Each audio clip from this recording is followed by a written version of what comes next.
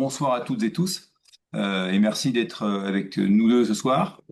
Euh, Juste en préambule, donc Anaïs qui est avec nous, qui est la secrétaire générale du SFDO, va modérer la réunion. Alors modérer au sens où elle va prendre les questions, essayer de les synthétiser et puis nous les reformuler de façon à ce qu'on puisse plus facilement, de notre côté nous, puisqu'on est sur un écran de portable, pouvoir gérer vos questions et les réponses. Donc on a pris l'initiative de cette réunion pour plusieurs raisons. Mais ce qui a vraiment été l'élément déclencheur, c'est ce qui se passe autour du déremboursement des soins, en tous les cas du risque de déremboursement des soins, et la perception qu'on a eue que malgré tous les écrits qu'on a pu produire, toutes les publications qu'on a pu mettre en ligne, euh, les mécanismes qui pouvaient expliquer ce risque n'étaient pas toujours très bien compris, notamment la notion que puisqu'une mutuelle est une organisation privée, après tout, elle fait ce qu'elle veut et que si elle veut rembourser l'ostéo, rien ne peut l'en empêcher. On va voir que c'est beaucoup plus délicat que ça. Donc, ça a été l'élément déclencheur et puis après, on s'est dit qu'on allait parler de manière un peu plus large. Euh, et donc, Séverine est à ma gauche, peut-être à votre droite, je ne sais pas, sur vos écrans. Et puis moi, je crois que vous me connaissez à peu près tous. Je crois que Séverine aussi est bien connue. Euh, et donc, vous voyez à gauche que Séverine est dorénavant la présidente de l'UPO et on va y revenir. Je propose qu'on avance tranquillement. Euh, D'abord, on va faire un peu le tour de qui fait quoi entre l'UPO, le SFDO, enfin d'où tout ce monde-là vient. On va s'arrêter un peu sur ce qu'ont fait les deux organisations et en particulier l'UPO. Ensuite, on va aborder la question du déremboursement. Et puis, on va revenir sur le projet d'autorité publique indépendante parce que ce projet il avance gentiment et c'est bien de refaire le point sur la nature de ce projet, puisqu'on lit aussi différentes choses ici ou là. Est-ce que tu veux ajouter quelque chose, Séverine? C'est très clair. Donc, première partie en trois sous-parties, qu'est-ce que l'UPO, qu'est-ce que le SFDO? Et puis, on va s'arrêter aussi sur le point où on est l'ostéopathie, d'un point de vue réglementaire, législatif, parce que là aussi, il y a beaucoup d'idées qui circulent, pas toujours très justes. Et en deux slides, je crois, on va refaire le point. Alors l'UPO, comme vous le savez peut-être à peu près tous, c'est une fédération qui rassemble différentes composantes de la profession. Euh, En fait, l'UPO incarne au fond l'écosystème de la profession, puisqu'il y a d'une part les professionnels avec le SFDO et le SNOS, Syndicat des ostéopathes du sport. Il y a la FNESO pour l'enseignement supérieur en ostéopathie, il y a la FEDEO pour les étudiants, puis il y a la CEROP que je vais peut-être laisser à Séverine le soin de présenter. Oui, c'est la première société savante en ostéopathie périnatale et pédiatrique qu'on a créée en 2007 avec Rosina Lospol et quelques médecins, et notamment Jacques Vigier-Latour, qui était aussi qui est présent ce soir. Et puis on a notre vice-président Frédéric Chaline qui est présent au webinaire ce soir. Donc la CEROP est là en force ce soir. Ouais, exactement. Et donc, c'est le scoop du jour. Séverine est la nouvelle présidente de l'UPO. C'est quelque chose qu'on avait décidé il y a quelques semaines. Euh, pour un tas de raisons. D'une part, parce que Séverine est quelqu'un d'absolument compétent et je pense qu'elle fera une très très bonne présidente et je suis ravi en fait de lui céder ma place de président de l'UPO, même si j'ai pris un immense plaisir à animer l'UPO pendant 8 ans de manière officielle. Donc voilà, bienvenue Séverine et merci d'avoir repris le flambeau. Et puis, voilà. Oui, bon, Oui, oui, je suis très contente de prendre la suite. bon. Et puis ça me permettra moi aussi de me concentrer sur notamment la création de l'API dont on parlera tout à l'heure. Donc dorénavant, voilà, c'est Séverine qui va représenter l'UPO et je jouerai quand ce sera nécessaire, parce qu'elle ne sera pas disponible par exemple, le rôle de porte-parole. Mais je vais prendre un rôle moins exposé, tout en restant un peu cheville ouvrière de l'UPO. Bon, le SFDO, je vais faire très très vite. Bon, c'est le syndicat historique de la profession qui est officiellement reconnu par les pouvoirs publics pour nous représenter depuis 2003, qui est un contributeur central et qui est reconnu pour son expertise par les pouvoirs publics et qui, par ailleurs, est membre de la commission d'agrément des écoles. Et puis j'ai mis etc. parce que bon, le sujet n'est pas ce soir de revenir sur tout l'historique du syndicat. Euh, et on va s'arrêter quelques instants, si vous voulez, sur où en est l'ostéopathie dans le paysage de la santé. Et je suis dit, en discutant, il y a quelque chose qu'on dit pas suffisamment souvent, en fait, c'est que euh, l'ostéopathie, c'est vraiment une profession qui est ancrée dans le champ de la santé, à tel point que ça tutelle exclusivement, sauf l'enseignement supérieur pour la partie formation, mais c'est vraiment une tutelle d'enseignement supérieur qui est marginale. Mais l'ostéopathie est vraiment réglementée, accompagnée, contrôlée, alors pas assez on le verra, mais par le ministère de la Santé, par les ARS, et donc l'ancrage santé de l'ostéopathie, il fait pas de doute en fait. Euh, c'est une profession réglementée. Et une profession réglementée, c'est une profession dont les conditions d'accès via un diplôme reconnu sont réglementées. Et c'est une profession dont les conditions d'exercice sont soumises à un enregistrement auprès d'une autorité de tutelle. Tout ça est défini par une ordonnance de mai 2008. Et elle est profession de la santé parce qu'une directive de 2024 définit ce qu'est une profession de la santé dans le droit européen. Donc, voilà, enfin, c'est pas une façon de contourner les choses ou de faire un peu du jésuitisme. Euh, L'ostéopathie est tout simplement une profession de la santé. Il y a même un décret qui établit la liste des professions réglementées dans lequel l'ostéopathie figure en bonne place. Elle n'est pas une profession de santé au sens du code de la santé publique. Elle est donc une profession de la santé, hein, vous saisissez bien la petite nuance. On vous a mis le tableau qui récapitule en fait l'ensemble des professions de santé. Donc, vous voyez mon curseur là? Oui. Ouais. Euh, donc, sur la colonne de gauche, vous avez le livre 1 des professions médicales. Et les professions médicales sont les professions qui ont le droit de faire un diagnostic et de prescrire des actes, actes ou médicaments. Donc évidemment les médecins, les chirurgiens dentistes et les sages-femmes. Donc c'est vraiment les professions qui sont pleinement autonomes dans leur activité et qui peuvent prescrire leurs propres actes ou bien prescrire des actes qui vont être réalisés par d'autres personnes. Le livre 2, c'est tout le domaine de la pharmacie, on ne va pas s'y arrêter. Et puis le livre 3, qui est celui des auxiliaires médicaux, qui, comme leur nom l'indique, sont des auxiliaires médicaux, donc des auxiliaires des médecins, ou en tous les cas des professions médicales, qui agissent dans le cadre d'une délégation de pouvoir du médecin, avec un lien de subordination au médecin. Et donc là, vous avez plusieurs titres qui rassemblent différentes catégories d'auxiliaires médicaux, donc les infirmiers, les professionnels de la rééducation, les ergothérapeutes et les psychomotriciens, les orthophonistes et orthoptistes, tout le domaine des examens complémentaires, pardon, le domaine de l'appareillage hein, avec l'optique, l'audioprothèse, etc., les diététiciens, et puis le titre 9 qui est celui des aides-soignants, auxiliaires de puériculture, ambulanciers et assistants dentaires. Pourquoi je m'arrête un peu sur le titre 9? Parce que c'est là que l'IGAS, qui plaide pour que l'ostéopathie devienne une profession de santé, voudrait classer les ostéopathes et les chiropracteurs dans le titre 9, avec aides-soignants, auxiliaires de puériculture, ambulanciers et assistants dentaires. Et donc aujourd'hui, on n'est pas dans ces professions de santé, hein, c'est extrêmement clair, puisque nos règles, nos décrets ne sont pas colligés dans la quatrième partie du Code de la santé publique. Si aujourd'hui on voulait intégrer à toute force les professions de santé et donc cette quatrième partie du Code, il n'y a pas beaucoup de chances qu'on puisse accéder au livre 1, qui serait pourtant plutôt celui qui nous ressemble, puisque les ostéopathes font un diagnostic et prescrivent leurs propres actes, c'est-à-dire que les ostéopathes décident eux-mêmes des actes qu'ils vont réaliser. Et donc aujourd'hui, si vraiment on voulait faire le forcing pour devenir profession de santé, à 99%, on atterrirait dans les auxiliaires médicaux.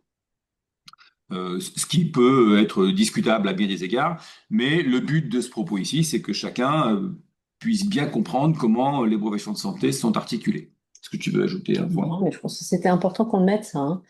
Comprendre que si on va se retrouver sous prescription, on perd quand même une bonne partie de notre indépendance, moi, je trouve. Alors c'est le risque, hein. Oui, oui, c'est le risque d'être auxiliaires médicaux, puisque la plupart des auxiliaires médicaux agissent sur prescription médicale. Le rapport de l'IGAS disait qu'on pourrait être dans les auxiliaires médicaux sans prescription médicale, en gardant l'indépendance. Et j'ai envie de vous dire, peut-être dans un premier temps ce serait possible, mais se poserait assez rapidement la question du remboursement des actes des ostéopathes par l'assurance maladie. Et si les actes des ostéopathes devenaient remboursés par l'assurance maladie, avec le nombre d'actes qu'on fait chaque année, on va voir, hein, c'est quand même beaucoup, beaucoup d'actes. Euh, j'ai un peu de mal à imaginer que la sécurité sociale nous laisserait l'entière liberté de faire autant d'actes qu'on voudrait, parce que par ailleurs, aujourd'hui, il y a un facteur limitant quand même sur le nombre d'actes, qui est le fait que les patients sont remboursés une, deux, trois consultations annuelles, et que donc c'est pas open bar. Donc là, il y a un vrai sujet. Donc c'est pour ça que voilà, enfin, c'est important de voir où on est aujourd'hui, de bien prendre conscience que auxiliaire médical, il y a cette notion de délégation de pouvoir du médecin, de prescription médicale, et que oui, c'est un risque qui pèse sur la profession si on devenait auxiliaire médicaux. Alors, je peux te laisser enchaîner peut-être. Oui, très bien. Parmi nos principales actions, tout ce qu'on a fait depuis la création, enfin, je- la CEROP fait partie de l'UPO depuis 2 ans, 2 ans, presque 3 là maintenant. Donc les actions depuis 2014, j'étais pas là, mais on peut parler quand même de la réforme de la formation 2014, des certifications Veritas, des normes de déontologie, et puis notamment des sondages Odoxa, notamment le dernier qui a été fait au cours de cette année. Il y a un an, Il y a 1 an déjà? pile juillet. Ah ouais, Ouais. je me rends pas compte du temps qui passe, désolée. Dont quand même qui est devenu une référence, parce qu'il est Oui, cité à plein. tout le monde le cite. Oui, tout le Oui. monde le cite. Donc c'est vraiment une référence pour notre profession et en cours. Donc on est bien sur la préservation du remboursement des actes d'ostéopathie. Donc on est en train, on va en parler juste après, notamment avec la pétition. Et puis cette construction depuis 1 an d'une autorité publique indépendante dont on parlera tout à l'heure. Oui, je veux juste revenir deux, Oui, deux bien sûr. secondes sur Certification Veritas.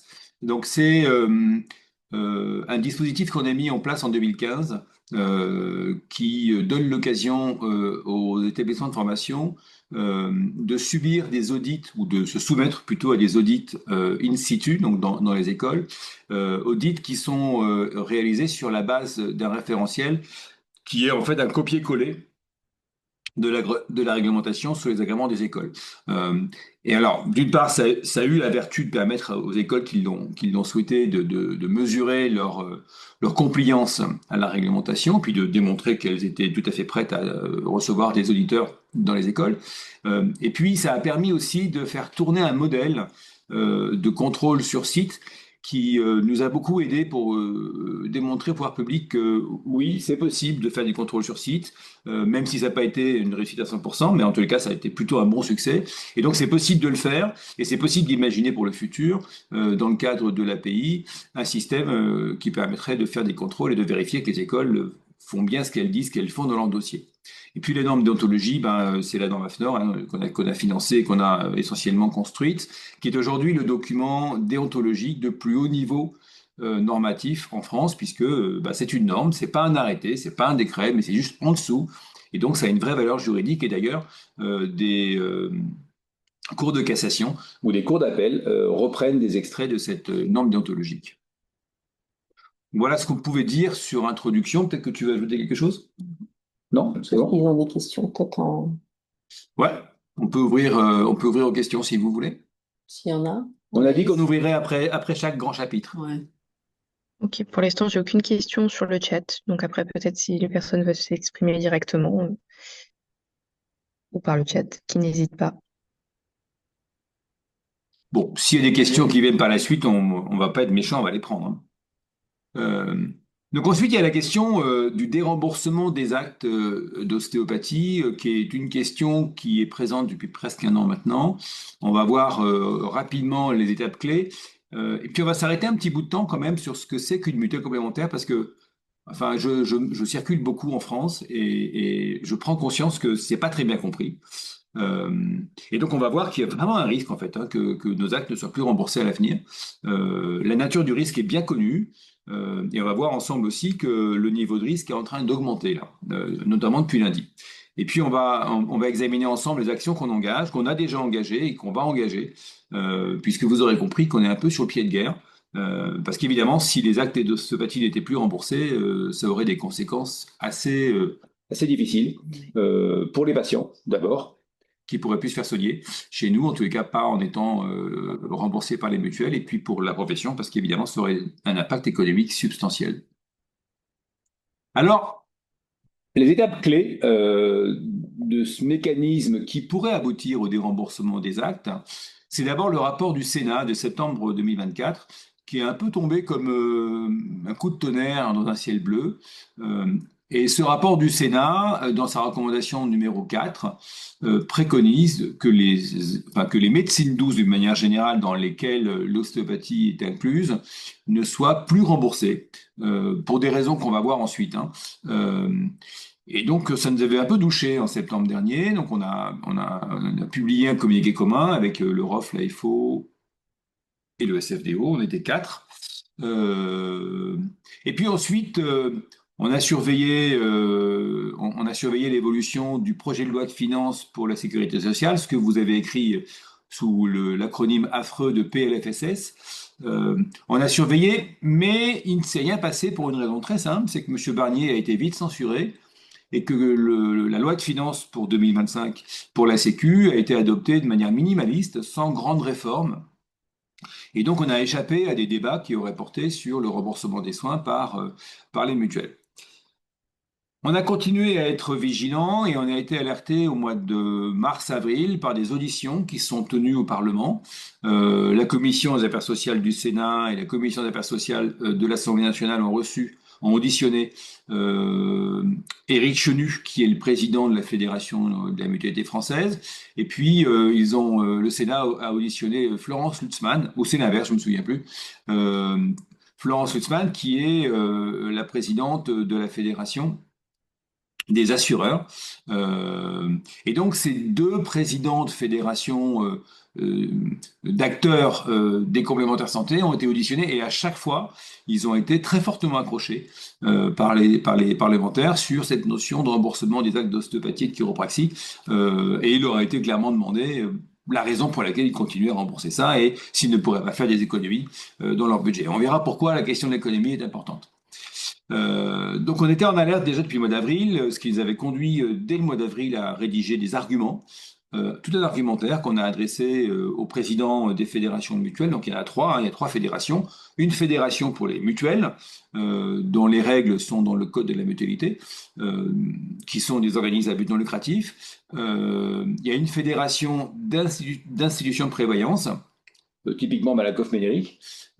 Et puis, il y a une fédération d'assureurs privés. Donc, on a écrit aux trois fédérations en leur donnant des éléments argumentaires pour qu'ils puissent défendre les positions, puisque ce qui se révèle comme étant aujourd'hui extrêmement clair, c'est que les mutuelles, et on va utiliser le mot mutuelle pour recouvrir l'ensemble des différentes catégories, les mutuelles veulent absolument continuer à rembourser nos soins pour un tas de raisons, mais elles ne veulent surtout pas arrêter de nous rembourser. Et c'est un sujet en fait politique et de politique publique. À la suite de ces auditions, on a vu sortir dans l'Express, je crois que c'était le 25 avril, une tribune du collectif No Fake Med, qui était extrêmement agressive et qui demandait le déremboursement de nos actes.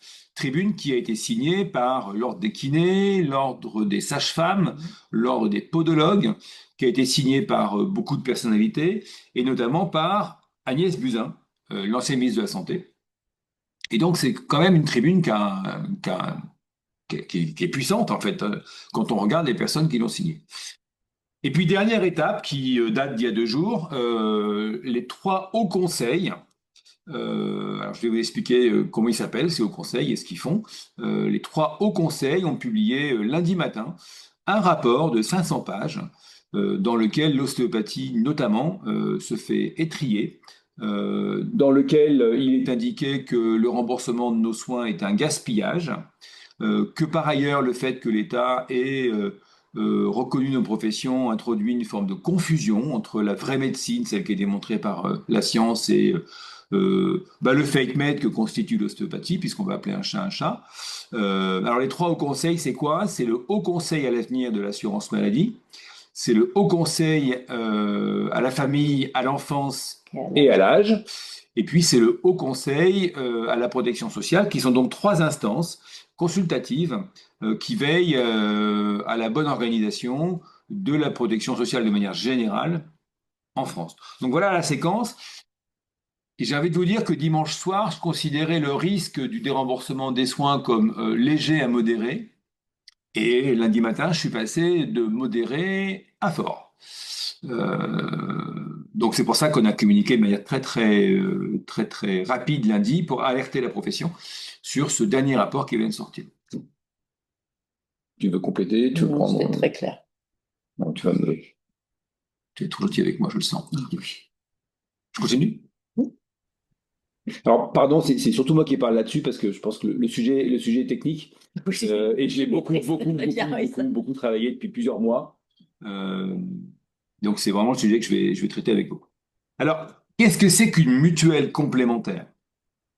Et on va revenir à des langages, à des éléments fondamentaux. Une mutuelle complémentaire, c'est un organisme qui mutualise les cotisations des cotisants pour venir intervenir en complément de l'assurance complémentaire. Donc, mutuelle complémentaire, dedans, il y a la mutualisation et il y a le complément au régime obligatoire, donc le RO, le régime obligatoire d'assurance maladie. Donc, les mutuelles, historiquement, ont été créées après la guerre. Et actuellement, les mutuelles ont un rôle de financement du ticket modérateur, puisque la sécurité sociale ne rembourse pas l'intégralité des honoraires ou des dépenses de santé. Il y a toujours un reste à charge qui est partiellement pris en charge par les mutuelles, donc elles prennent le ticket modérateur. Elles remboursent certains soins qui ne sont pas remboursés par le régime obligatoire, notamment l'ostéopathie et la chiropraxie, puis aussi la naturopathie, la sophrologie, tout ce panier de médecine douce, et je vais m'y arrêter 2 secondes. Et là-dessus, il y a un principe qui est assez nouveau dans le cadre des mutuelles depuis 20 ans, c'est que les mutuelles sont les financeurs dès le premier euro de toutes ces pratiques. C'est-à-dire que l'ostéopathie, la chiropraxie et toutes les pratiques que j'ai énoncées ne sont aucunement, vous le savez, remboursées par le régime obligatoire. Et ces pratiques ne sont remboursées que par les mutuelles qui sont donc, encore une fois, financeurs dès le premier euro. Alors là, on a un vrai problème, en fait. C'est que, et ça fait partie des difficultés qu'on rencontre, c'est que les mutuelles ont créé historiquement, je dirais il y a 15-20 ans, un panier de soins qu'ils appellent médecine douce, dans lequel ils mettent plein de choses très différentes, et dans lequel ils mettent naturo, sophro, acupuncture, peut-être d'autres choses auxquelles je ne pense pas maintenant, puis ostéo, chiro. Sauf que ostéo, chiro sont des professions réglementées, on l'a vu au début de ce webinaire, alors que les autres professions ne sont pas réglementées. Et quand je demande aux mutuelles de changer cette situation, parce que vraiment elle nous fait du mal, la réponse elle est un peu gênée. Et elle consiste à dire, oui, on comprend, mais le problème, c'est que toute la nomenclature et toutes les offres de contrats sont construites comme ça, et que ce serait un énorme boulot de changer les différentes catégories. Donc, il va vraiment falloir qu'on pousse fort auprès des mutuelles pour qu'elles changent cette nomenclature qui nous met en difficulté. Les mutuelles prennent aussi en charge différentes prestations connexes, notamment tout ce qui est chambre individuelle, etc. Et puis, les mutuelles jouent un rôle important dans le 100% santé qui a été mis en place par M. Macron en 2017, si je me souviens bien, et qui concerne optique, implantologie et l'audioprothèse. Et on va voir tout à l'heure que ce financement du 100% santé pèse très lourd dans les finances des mutuelles, puisqu'on est à 1,6 milliard d'euros de dépenses en plus. Oh, je crois que je m'étais mis sur... bon, pas... C'est bon, tu y arrives. Je vais le mettre. Pardon, j'avais juste oublié de me mettre en avion. Voilà, c'est fait. Donc ça, c'est pour ce que font les mutuelles. Et les mutuelles, elles commercialisent, on peut le dire comme ça, des contrats à des assurés, à des ayants droit, donc qui cotisent pour avoir cette couverture complémentaire. Il y a 2 grands types de contrats. Il y a des contrats standards, donc des contrats qui ne répondent à aucun cahier des charges, autrement dit des contrats qui ne sont pas réglementés, si ce n'est par les règles du commerce. Et puis il y a des contrats responsables. Et les contrats responsables, ils ont commencé à être construits dans les années 2004 par une première loi, et ils sont régis aujourd'hui par cette loi et un décret de 2014 qui fixe le cahier des charges euh, auquel les mutuelles doivent se soumettre si elles veulent prétendre faire partie, ou en tout cas si elles veulent que leur contrat fasse partie de ces contrats responsables. Si elles se soumettent à ce cahier des charges, elles bénéficient d'une exonération fiscale de 7%, c'est-à-dire que la taxe de solidarité additionnelle qui est de 20,27% pour les contrats standards passe à 13,27% pour les contrats responsables. Donc on voit bien que les mutuelles, elles ont fortement intérêt à faire en sorte de se conformer à ce cahier des charges, parce que si elles ne le font pas, eh bien elles perdent, leur fiscalité augmente de quasiment 50%. C'est énorme. Et donc, la conséquence de ça, c'est que 96% des contrats qui sont mis sur le marché par les mutuelles, ce sont des contrats responsables. Donc, des contrats qui sont encadrés, réglementés et qui doivent respecter le cahier des charges. Non? Tu jump in, hein, t'hésites pas. Si on continue sur ces contrats responsables, enfin sur les contrats en général, il y a deux types de contrats. Il y a des contrats collectifs et il y a des contrats individuels. Les contrats collectifs, c'est des contrats soit qui concernent le secteur privé des entreprises. Les entreprises depuis 2013, enfin application en 2014, depuis la loi ANI, ont l'obligation d'offrir et de proposer à leurs salariés un contrat et les entreprises financent 50% des cotisations aux mutuelles complémentaires que les salariés choisissent. Et donc, l'ensemble des entreprises achètent des contrats collectifs pour leurs employés auprès des différents prestataires de mutuelles complémentaires, négocient à la fois les conditions financières et puis négocient aussi le contenu des contrats. C'est pour ça qu'on a aujourd'hui autant de patients qui ont un remboursement des soins, parce que les acheteurs, alors en général, c'est les structures qui représentent les salariés, les acheteurs de contrats, ben, en général, sont assez demandeurs de soins ostéopathiques dans le remboursement d'un panier de soins.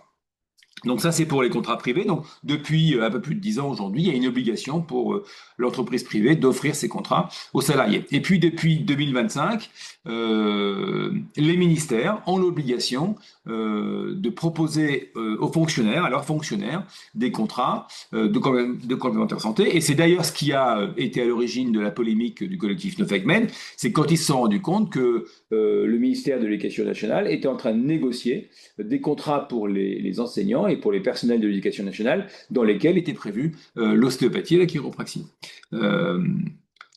Et donc, j'ai eu la confirmation il y a quelques semaines que les acheteurs publics, donc les ministères, sont eux aussi extrêmement demandeurs de soins ostéo et chiro dans les contrats collectifs. Ces contrats collectifs, ils représentent 37% de la population. Donc, ce n'est pas la majorité, mais c'est quand même beaucoup de monde. Et puis, il y a les contrats individuels qui concernent les retraités, les indépendants, et ça fait 53% de la population. Donc, les contrats individuels, comme leur nom l'indique, ce sont des individus qui vont aller choisir des contrats et qui vont mettre dedans ce qu'ils veulent comme option. Et je pense qu'on connaît tous ça bien ici, puisqu'on a tous plus ou moins une mutuelle. Ça représente 53% de la population. Et là, il y a un enjeu important, c'est que les contrats individuels, les cotisations des contrats individuels ont augmenté de 8,1% en 2024, et c'est l'une des raisons qui explique le rapport du Sénat en 2024. C'est que le Sénat a dit, mais on a un vrai problème, les contrats augmentent rapidement, ils concernent notamment des retraités qui ont un pouvoir d'achat qui est ce qu'il est, et donc si on ne veut pas, pour les raisons qu'on va voir juste après, que ces cotisations continuent d'augmenter, ben, il va falloir trouver des économies notamment sur les médecines douces, et en particulier l'ostéopathie. Alors, il y a un contexte financier qui est défavorable et qui nous est défavorable, hein, évidemment. Et vous savez, en ostéopathie, on aime bien voir l'ensemble du système. Et là, c'est vraiment une dimension très systémique. D'abord, on a un déficit global de la France hein, qui est de plus de 3 000 milliards d'euros, avec un déficit annuel qui est autour de 5-6%. Donc ça, c'est devenu un vrai sujet. Enfin, vous lisez comme moi la presse. Le régime obligatoire, donc l'assurance maladie, est annoncé avec un déficit de plus de 15 milliards pour 2025, donc c'est beaucoup, beaucoup d'argent. La population vieillit, donc avec chaque année un peu plus de personnes qui avancent en âge et donc un peu plus de dépenses de santé. Le 100% santé, je vous l'ai dit tout à l'heure, pèse fortement sur le budget mutuel, puisqu'on est à 1,6 milliard. Et puis là-dessus vient se rajouter, et ça c'est une nouveauté dans le rapport de lundi. Alors, je ne l'ai pas encore complètement analysé, parce qu'il fait 500 pages, donc bon, depuis lundi c'est un peu chaud. Mais ce rapport est très orienté sur un projet de création d'une grande sécu. Alors, je vais vous l'expliquer rapidement. Une grande sécu, ce serait une sécu avec toujours le régime obligatoire, toujours le régime complémentaire, donc les mutuelles, sauf que les mutuelles deviendraient obligatoires. On n'aurait plus le choix de cotiser ou pas à une mutuelle. Et il y aurait une forme d'analogie avec nos systèmes de retraite, dans lesquels on a un régime obligatoire de base, hein, pour nous c'est la CNAVPL, et puis on a un régime complémentaire obligatoire qui est la CIPAV. Et bien, par analogie, on aurait un système d'assurance maladie qui serait divisé entre un régime obligatoire de base et un régime complémentaire obligatoire. Et je ne vous cache pas que si on avait un régime obligatoire pour la complémentaire santé, qui serait ultra réglementé, ben, il faudrait beaucoup se battre pour réussir à obtenir, à conserver un remboursement de nos actes. Vous voyez qu'il y a vraiment un contexte qui est ultra chaud.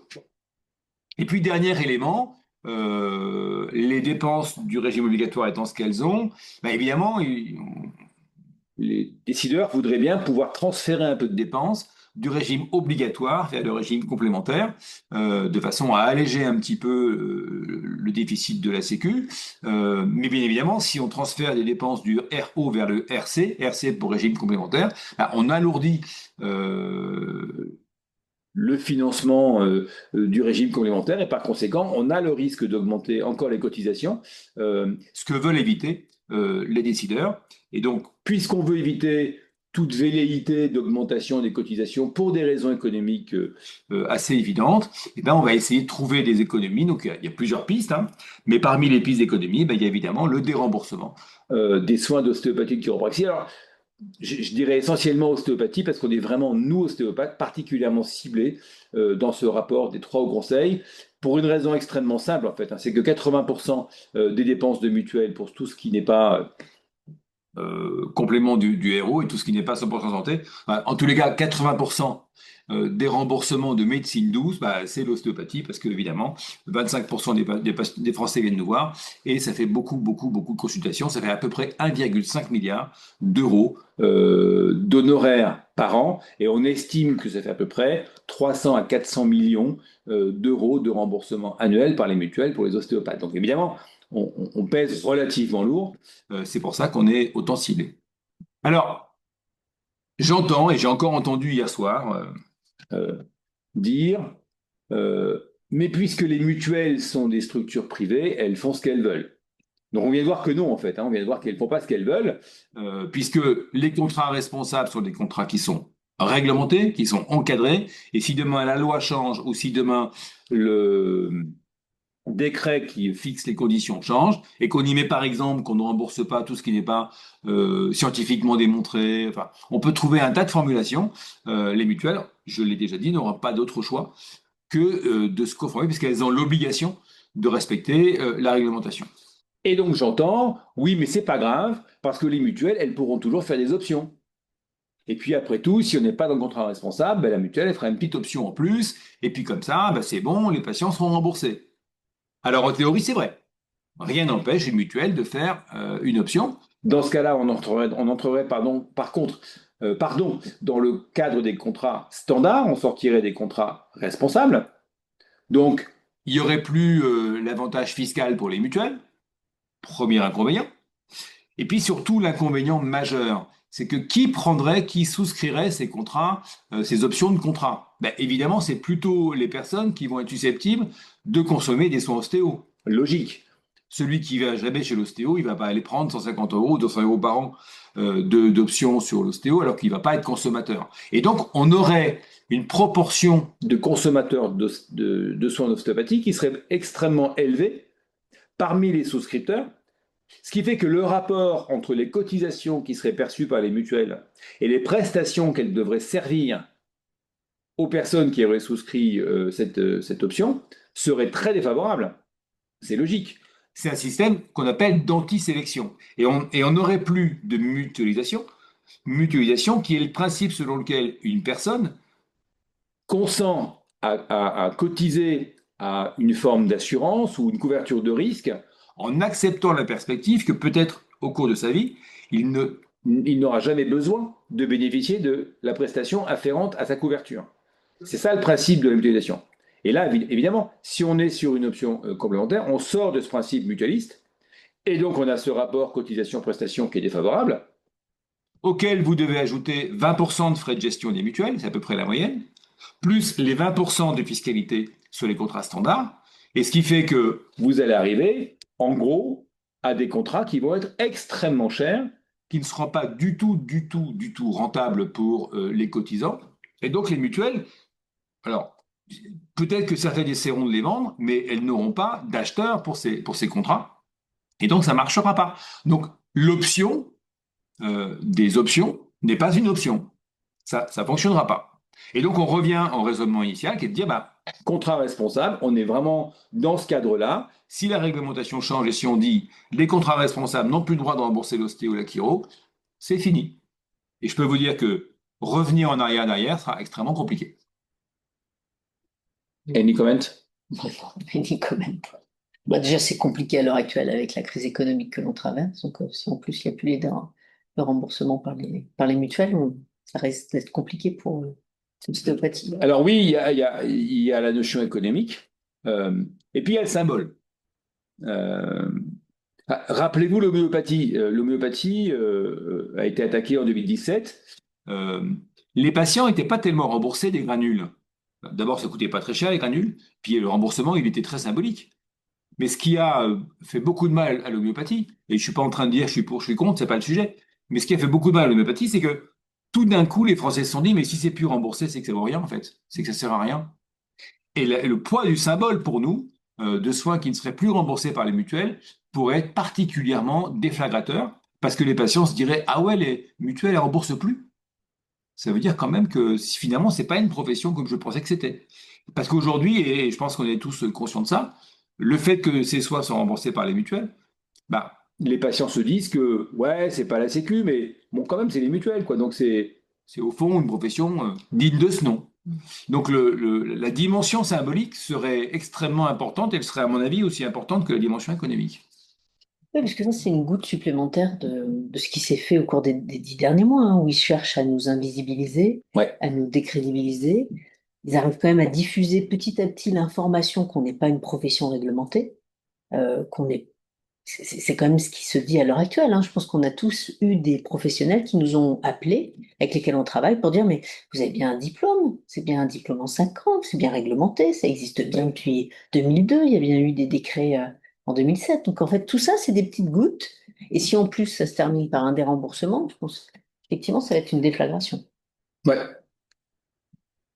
je le crois.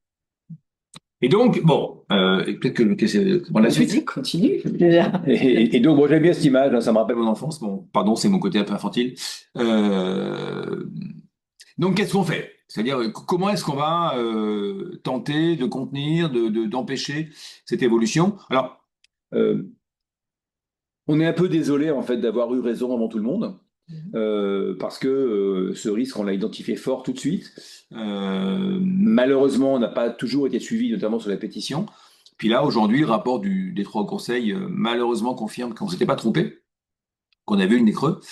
Et donc, au mois de mai, tout début mai, au niveau de l'UPO, on s'est réunis et on a défini une stratégie d'action pour pouvoir contenir ce risque. Donc argumenter, et je vais revenir sur les arguments, c'est vraiment important parce qu'aujourd'hui, il y a tout un narratif qui se raconte sur notre profession, sur le fait que, bon, elle n'est pas scientifiquement démontrée, on va y venir. Et donc, il faut contrer ce narratif. Et pour ça, il faut communiquer. Donc, depuis plusieurs mois, on a une agence de relations presse qui nous aide beaucoup à être présent dans la presse. On a réussi à accrocher quelques grands médias. Séverine a été interviewée alors pas sur ce sujet-là, mais par Le Figaro. Oui. Et Sciences et Vie. Par Sciences et Vie. Enfin, Et puis ça a été relayé. Ouais, tout ça. ouais. On a réussi depuis plusieurs mois à reprendre pied dans la presse, alors que c'était Ouais. extrêmement difficile depuis 3 ou 4 ans, depuis l'article dans le JAMA. C'était super difficile d'accrocher des journalistes. On avait l'impression d'être des pestiférés. Et là, grâce à une nouvelle attachée de presse qui fait vraiment un super boulot, je ne sais pas si elle nous écoute ce soir, mais qui fait vraiment un super boulot, on arrive petit à petit à prendre pied, donc communiquer auprès des médias, parce que vraiment, il faut que ça soit entendu, ce sujet-là. Qu'est-ce que j'avais ici? Euh, informer les professionnels, et c'est C'est ce qu'on fait ce soir. vraiment, alors c'est ce qu'on fait ce soir, mais on le fait depuis plusieurs mois. Ouais. C'est pas facile d'informer parce qu'en fait, il faut écrire, il faut faire comme ce soir un webinaire, il faut faire des vidéos. Les canaux de communication sont tellement pluriels aujourd'hui qu'il faut être partout. C'est une pétition, on va y revenir, c'est du lobbying. Et donc, on fait un lobbying à la fois auprès du gouvernement et puis là, on va lancer une action parlementaire avec les adhérents des syndicats, de la CEROP, Mm.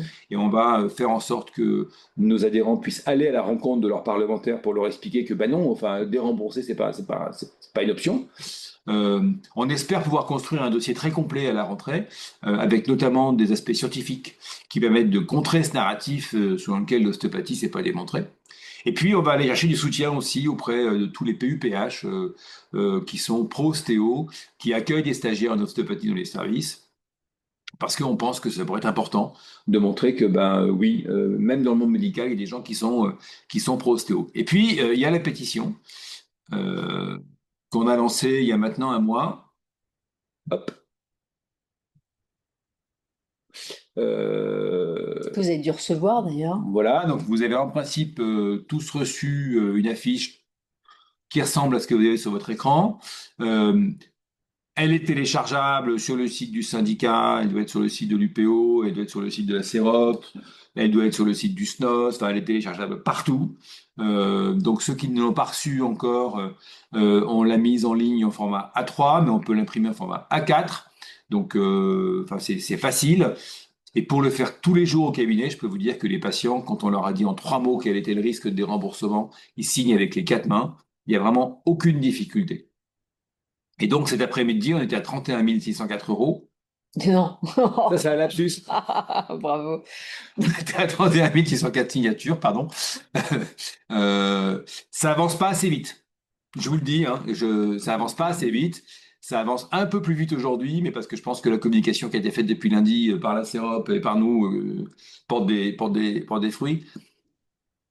Chaque jour, oui, 150 000 consultations ouais, par an, c'est ça. par jour Voilà. d'ostéopathie et de chiropratie. Voilà, chaque jour d'ostéo, chaque jour, on fait dans nos cabinets 150 000 consultations. Et donc, si ne serait-ce que 10% des patients qui viennent nous voir tous les jours signent la pétition, on fait un carton. Et là, je vous le dis très solennellement, si on arrive à faire 150, 200 000, non pas euros, mais signatures, je pense que ce sera impossible de prendre des mesures qui iraient contre le remboursement des soins d'ostéopathie. Donc c'est vraiment un enjeu vraiment super essentiel parce que c'est une occasion à la fois pour les patients de montrer leur attachement au remboursement des soins Mm. et puis c'est une occasion pour nous ostéopathes de montrer qu'on est capable de résister, de s'exprimer, de ne pas se laisser faire. Donc c'est vraiment enfin, je suis un peu déçu que ça avance pas aussi vite que ça. Alors, on n'a pas été aidé parce qu'il y a eu des communications tendant à dire non, mais tout va bien, en fait, il n'y a pas de danger. C'était une grosse erreur stratégique, c'était un déficit d'analyse assez criant. Et donc, enfin, il faut que ça circule, il faut que la pétition elle soit virale, de façon à ce qu'on booste le nombre de signatures et qu'on puisse aller voir les pouvoirs publics et dire non, mais les Français, ils veulent pas, en fait, que vous changiez le remboursement des soins d'ostéopathie. Surtout que c'est un moyen simple de pouvoir, ça. Hein. C'est quand même, il suffit d'aller cliquer, de mettre son email, de mettre son nom. Au bout de 150 000 signatures, on peut le déposer à l'Assemblée nationale. Et il y a une commission qui est allouée à cette pétition. Puis ensuite, Ah oui, non, mais c'est on peut c'est un travailler. super outil. C'est simple. Et puis, on a, pour une fois, on a un vrai pouvoir d'action. Parce que je pense qu'il y a quand même un sentiment fort d'impuissance dans cette histoire. Et c'est Oui. totalement faux. Ça, c'est ce qu'on veut nous faire croire. Je trouve que c'est totalement faux. Je suis d'accord. Ouais. Oui, oui, mais invisibilisation, tous ces processus. Et puis au fond, tout ça, ça a un effet sur les praticiens. Parce que moi, je l'entends aussi, hein, c'est une forme de questionnement, mais finalement, si on dit tout ça sur nous, mais au fond, est-ce que c'est pas un peu vrai? Ouais. Enfin, il y a un truc très, très, très, Mais très c'est fou de dire qu'il n'y clarifié. a pas il y a pas de recherche. Je crois qu'on n'a jamais eu autant qu'à présent. Alors, vous voyez là sur l'affiche que bon, il y a l'UPO, donc il y a les logos de l'UPO à droite, puis à gauche, il y a l'AFO. Je ne sais pas si Marianne est là ce soir, mais l'AFO qui est l'Association française d'ostéopathie, qui est associée à la pétition, puis il y a l'AFC, il y a les Chiro qui sont aussi dans le mouvement. Il n'y a pas le ROF et il n'y a pas Ostéopathes de France à qui on a proposé de nous suivre, mais tout de suite, hein, dès qu'on a eu la décision de lancer une pétition, on leur a dit venez avec nous. Et ils n'ont pas voulu s'associer à cette pétition. Donc voilà, je ne commande pas. Je voulais juste mentionner le fait que c'est pas parce qu'on leur a pas demandé qu'ils sont pas dans cette pétition, c'est parce qu'ils n'ont pas voulu y être. Des analyses qui sont juste un peu différentes. Alors Philippe, sur les arguments qu'on développe, hein, qu'on a envoyés, Philippe, juste avant, j'ai deux, trois petites questions, si ça dérange pas, sur la pétition. On me demande justement si on fait cette pétition, on peut l'imprimer en format A5, est-ce qu'on peut la mettre à plusieurs endroits? Est-ce que, par exemple, dans notre entourage, on peut faire signer nos voisins, nos patients, aller au bar, enfin, en soirée, etc. Peut-être un peu plus communiquer là-dessus. Je pense il y a des besoins. Je pense que tout le monde n'a pas bien notion de cela. alors, euh, vous pouvez l'imprimer dans tous les sens. Nous, on a fait une impression sur affiche qu'on vous a envoyé, mais vous en faites ce que vous voulez. Vous l'imprimez et vous l'affichez au cabinet, elle est sur le bureau. Mm. Elle est en salle d'attente, évidemment, et puis elle est sur le bureau. Ce qui fait qu'au moment d'envoyer la petite note d'honoraires pour la mutuelle, bah, c'est le moment idéal. Bah, vous avez vu, on lance une pétition, et je peux vous dire, mais ça signe tout de suite. Donc oui, vous pouvez aller partout avec la pétition, il n'y a aucune limite. La seule chose que vous n'avez pas le droit de faire, c'est d'envoyer la pétition à tous vos patients. Parce que vous collectez des données personnelles auprès de vos patients dans le cadre des soins d'ostéopathie. Et vous n'avez pas le droit de détourner le recueil de ces données pour faire autre chose que les soigner. Donc, c'est pas légal, en fait. La CNIL s'oppose à ce genre de détournement de fichiers. Mais sinon, oui, oui, non, mais allez-y, hein. Ok. Allez-y fort. Et après, donc la remarque est que les écoles ne sont pas au courant et Et même les les écoles étudiants Ils ne ne sont pas sont au pas au courant. courant. Et que la plupart des étudiants ne sont pas sensibilisés, ne connaissent même pas l'existence de cette pétition et on demande pourquoi on n'aurait pas communiqué au sein des écoles. Je te laisse répondre. Alors, je pense que le 5 juin, j'ai écrit à peu près tous les directeurs d'école un mail long, explicatif sur les enjeux, dans lequel il y avait un courrier qui était préparé et formulé pour que ce soit transmis aux étudiants, et il y avait un courrier rédigé à l'attention des enseignants. Donc en fait, on a communiqué tout de suite à l'attention des écoles, et je l'ai fait personnellement, est-ce qualité président du CDO. Donc tout de suite, il y a eu un mail qui a été envoyé à toutes les écoles, en tout cas celles avec lesquelles on a des relations très habituelles, donc ça doit faire une vingtaine d'écoles, les deux tiers. Donc on a communiqué, on a envoyé tout ce qu'il fallait aux écoles. Après, si les écoles n'ont pas fait le relais auprès des étudiants et auprès des enseignants, ce que je peux vous dire, parce que j'ai eu vent effectivement que quelques écoles n'avaient pas relayé l'information, ce que je peux vous dire, c'est que c'était il y a 15 jours. Il y a 15 jours, un gros mailing a été fait au sein du groupe France Ostéo à l'intention de tous les étudiants, de tous les enseignants. Je crois qu'il y a eu 4500 mails envoyés. Donc, bah, on a fait ce qu'on pouvait faire là-dessus. Ça répond à la question? Et puis je pense que chacune des entités de l'UPO a aussi envoyé l'information à leurs membres. Mmh. Il y a les différents syndicats, les ostéopathes du sport, le SFDO, nous, la CEROP, les étudiants, Oui, et puis l'école, la FNESO. la FNESO. Oui, oui. Non, non, on a communiqué largement, hein. Ah oui, sous toutes les formes. Hein. Et puis, comme le précise une personne, en effet, dans mon entourage, les ostéopathes non adhérents au SFDO, ceux qui sont malheureusement une majorité écrasante, ne sont pas au courant de ce qui se trame pour le déremboursement, a priori. Alors, Donc, c'est un peu le sens de ce webinaire. mm, C'est le sens de toute la communication digitale qu'on fait. Et je pense qu'on est même quasi harcelant sur Facebook, LinkedIn et Instagram, que ce soit tant côté UPO que côté SFDO. Là, je crois qu'on est au max de ce qu'on peut faire en termes de communication. Euh, j'ai fait des vidéos alors une a été publiée la semaine dernière, deux autres seront publiées, je crois, demain et lundi, pour expliquer sur des petites vidéos d'une minute trente les enjeux. Je suis preneur d'idées, hein. S'il y a d'autres idées de communication, on peut voir, mais là, Non, mais là, je crois que tous les supports sont utilisés. bah, je Donc, pense, ça, à un hein. moment donné, Déjà, oui. Ouais, je pense. après, on peut pas aller chez tous les ostéopathes pour les informer, hein. Je pense que ça.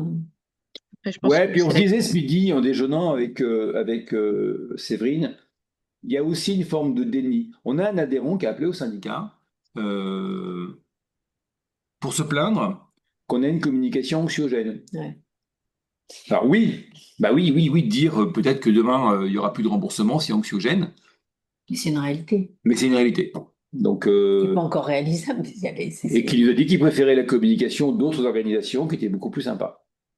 Oui, mais à ça, on ne sait pas quoi répondre en fait. Parce qu'il y a un monde réel qui est le monde que l'on est en train de vous décrire. On aimerait bien qu'il soit différent, mais il ne l'est pas aujourd'hui. Et donc, il faut se battre en fait. Il faut être dans le combat. Oui, puis d'être proactif, en fait. Ouais. Si on n'avait pas été proactif, on n'aurait pas été reconnu en 2002. Non. Donc, non, non, c'est possible d'agir et ce sentiment d'impuissance, de déni et d'impuissance, je pense que vraiment c'est véhiculé à plein de niveaux. Et notamment, c'est intégré par certains de nos collègues, Ouais, nos ouais. confrères. Bon, les arguments très rapidement qu'on développe, je ne vais pas vous embêter avec ça, mais profession réglementée, le nombre de patients qui est quand même assez énorme. Dans un sondage qu'on a fait avec l'UPO en 2019, ils exprimaient leur attachement au remboursement. Bon, on le sait tous ici autour de la table, on paye des cotisations et des impôts, donc on contribue assez massivement quand même à la fiscalité et aux régimes sociaux du pays.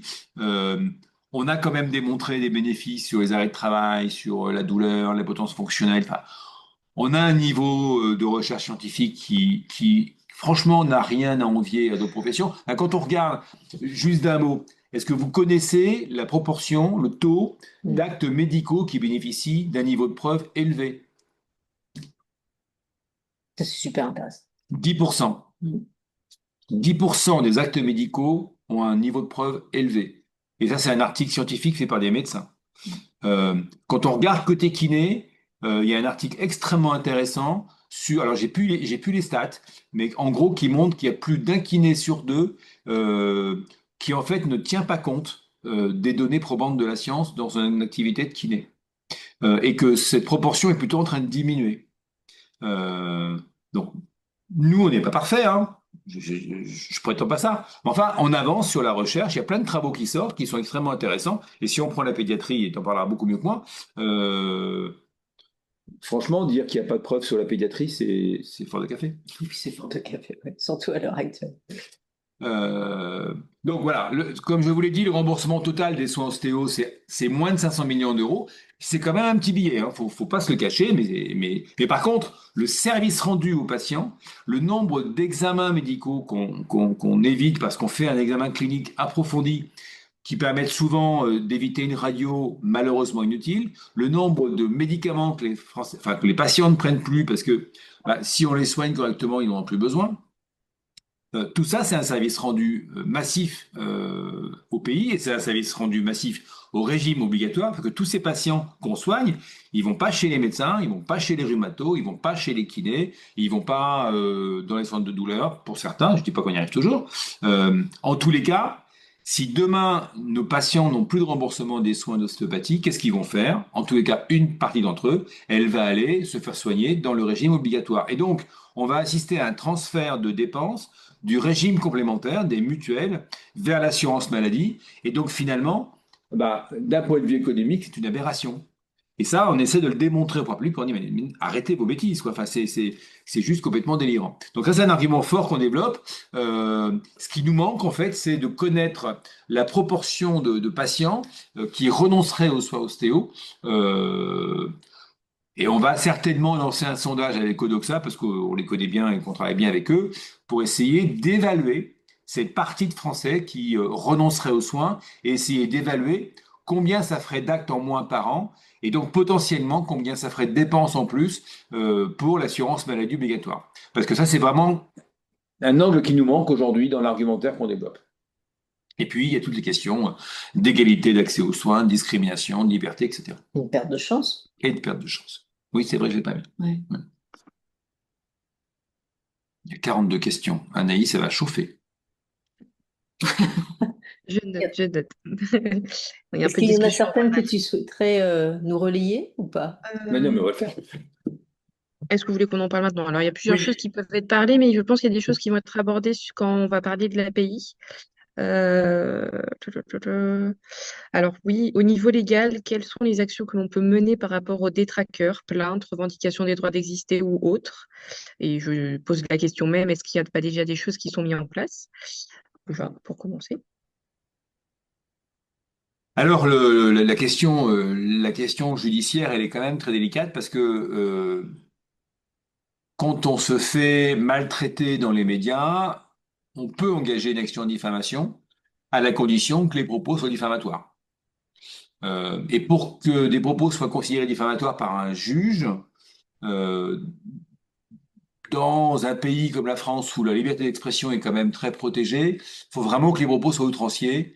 C'est quand même rarement le cas. Et donc, quelles que soient les personnes qui se déchaînent contre l'ostéopathie, on fait une veille, hein. Je vous le cache pas, on fait une veille quotidienne.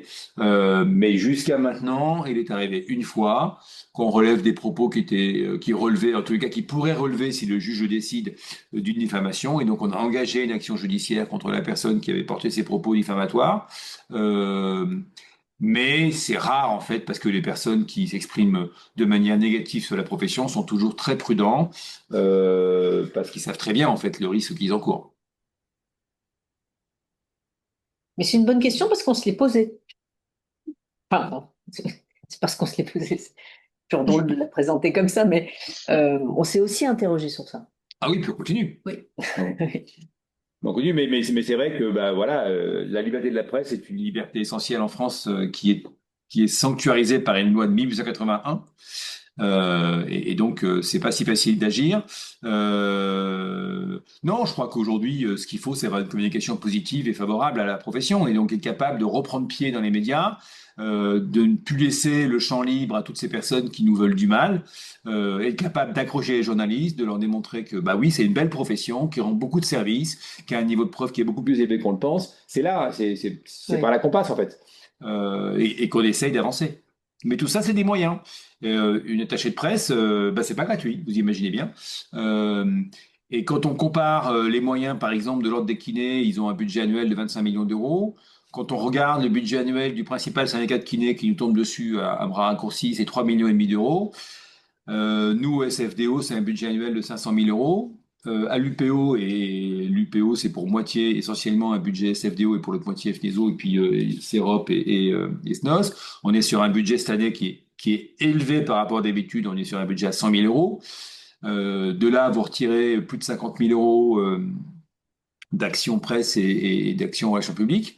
Enfin, vous voyez, en fait, d'un mot, on fait beaucoup avec peu. Oui. Euh, D'où l'intérêt de la mutualisation. c'est ça, c'est pour ça qu'on utilise la moyens. LPO, c'est ça. Ouais. Mais on a une carence de moyens financiers par rapport à d'autres professions qui sont des professions qui sont très agressives, qui est criante, quoi. Enfin, on a besoin de moyens pour agir parce que l'argent est le nerf de la guerre. Oui, il y a une force de frappe qui est vraiment beaucoup plus importante que la nôtre. Oui. Puis là, quand tous les ordres se mettent contre nous, là, ça montre qu'ils nous accordent beaucoup de pouvoir. Alors c'est flatteur. Oui, et ils nous accordent beaucoup de pouvoir quand même, hein, je trouve, pour dégainer autant. Mais je trouve qu'on s'en sort pas si mal. Et en termes de com, je trouve que c'est quand même important de pouvoir appuyer sur des points positifs.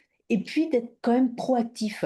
Le fait d'être toujours en réaction à, Oui. en plus, ça donne, ça montre que peut-être qu'il y aurait une part de vérité dans cette histoire. Et donc ça, c'est quand même un peu compliqué. Alors que là, on va quand même partir sur plutôt une idée positive de montrer pas tout ce qu'on n'a pas le droit de faire. mais tout ce qu'on peut faire, tout ce qu'on sait faire et tout ce qui est prouvé à l'heure actuelle. C'est pour ça que vous pouvez voir que dans toutes les communications que nous faisons, on fait des rappels à la loi. Oui. On y tient beaucoup. C'est quand même très important de montrer, déjà de rappeler d'où on vient, qui l'on est, où est-ce que l'on va, et puis sur quoi on se repose à l'heure actuelle, parce qu'il y a vraiment un vrai stock solide de données scientifiques. Mais oui. Et chaque année, il augmente. Ouais. Oui. Chaque jour même. Chaque jour. Ah bah, c'est vrai. Analyse, d'autres questions? Oui, j'en ai une. Avez-vous communiqué auprès de quelques associations humanitaires d'ostéopathes? Leurs patients, bien que payant peu ou pas, seraient sûrement sensibles au sort de leurs praticiens. Alors non, on l'a pas fait. On aurait pu le faire, mais bon. Alors, si vous avez ces liens, enfin, en tout cas là, n'hésitez pas à transférer, hein. Totalement. La pétition, hein, n'hésitez pas. Mais c'est une excellente idée, c'est Ouais. vrai qu'on n'y a pas pensé. Non. Mm. Merci beaucoup pour l'idée. Pour une autre question, les psychologues au statut se rapprochant en partie du nôtre se sentent-ils aussi concernés à terme par les changements présentés, statut d'auxiliaire, grande sécu, etc. Pourraient-ils appuyer les démarches de l'UPO? Alors les psychologues ont exactement le même statut que nous, c'est-à-dire que c'est une profession de la santé, à la différence près que leur formation est universitaire. Donc ils ont une formation qui est mieux normée que la nôtre, en tous les cas, parce que nous, elle est normée, c'est-à-dire qu'il y a une réglementation, formation, agrément, mais il y a un déficit de contrôle, et c'est ce qu'on va aborder dans l'API. Donc les psychologues ont un profil qui est quand même très proche du nôtre, je suis d'accord. Mais depuis la Covid, ils ont acquis des lettres de noblesse. C'est la première fois en France qu'une profession qui n'est pas une profession de santé voit des actes remboursés par l'assurance maladie obligatoire. C'était jamais arrivé. Jusqu'avant, jusque-là, euh, on raisonnait profession de santé, régime obligatoire, et on pensait que ce serait pas possible que la Sécu rembourse des soins qui ne soient pas des soins de profession de santé. Et en fait, la Covid nous a montré que quand l'État veut changer les lignes, mais il en est capable. Et donc, on a remboursé et on rembourse toujours, alors dans des conditions que les psychologues n'approuvent pas, mais le principe, en tous les cas, il est acté, d'un remboursement des soins de psychologie dans le cadre de la Sécu. Donc, ils ont, par rapport à nous, ils n'ont plus ce déficit de reconnaissance scientifique. On ne conteste plus le fait que la psychologie c'est important et que c'est essentiel pour les Français. Et donc, ils vont pas être menacés comme nous le sommes dans cette évolution potentielle.